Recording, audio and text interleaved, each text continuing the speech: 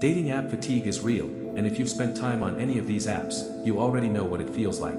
You have access to more potential partners than any generation in history, thousands of people in your pocket, waiting for a swipe. Your grandparents had maybe a dozen options in their entire village, and somehow they figured it out. You have unlimited options, and somehow you've never felt more stuck, drained, and quietly hopeless about finding someone who actually stays.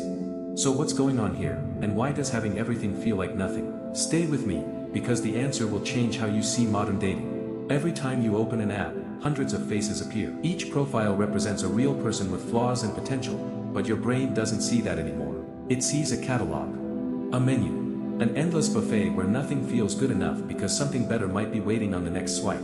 So you keep scrolling, keep swiping, keep searching for a feeling that never comes, because the very design of these apps hijacks the way your mind makes decisions. Dating has changed in less than a decade, and nobody prepared us for what it would do to our psychology.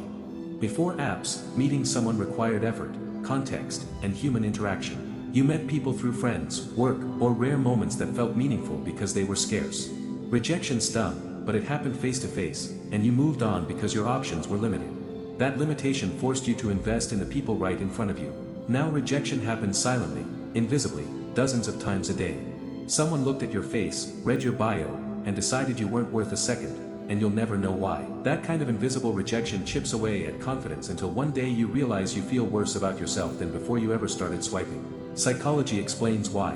With a small number of options, humans choose carefully, invest emotionally, and feel satisfied. But when options become endless, something breaks. Commitment feels dangerous. What if you choose wrong? What if the next profile is better? What if your perfect match was just 3 swipes away? This is the paradox of choice, and dating apps have weaponized it against your happiness. The result is a generation with more romantic access than ever, yet reporting higher loneliness, dissatisfaction, and exhaustion. People aren't struggling to find matches, they're drowning in them. And drowning doesn't feel like abundance.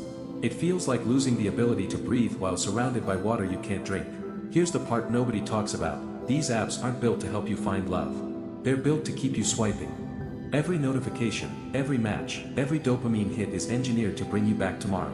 Your loneliness isn't a glitch, it's the business model. And what's even more disturbing, dating apps didn't just change how we meet people, they changed how we think about people. When every face becomes part of a catalog, your brain stops treating them as individuals and starts treating them as products. And products are disposable. That's why ghosting feels so common, because when someone is reduced to a swipe, it's easier to discard them than to confront the reality of their humanity.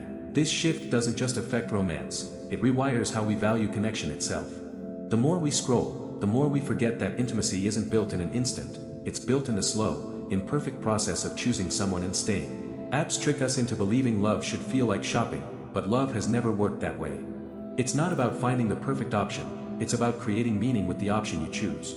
So what does this mean? It means the exhaustion you feel isn't a personal failure, it's a predictable response to an environment designed to overwhelm you.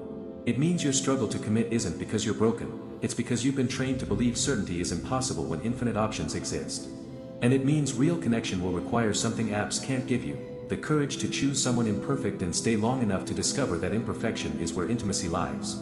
The people who find love aren't the ones with the most options, they're the ones brave enough to close the menu and say, "This one, right here, is enough."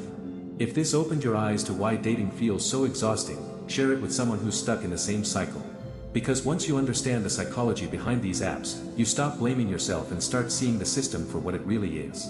Subscribe to DominateMind, where we break down the hidden patterns shaping your choices, so you can master your mind and dominate your world.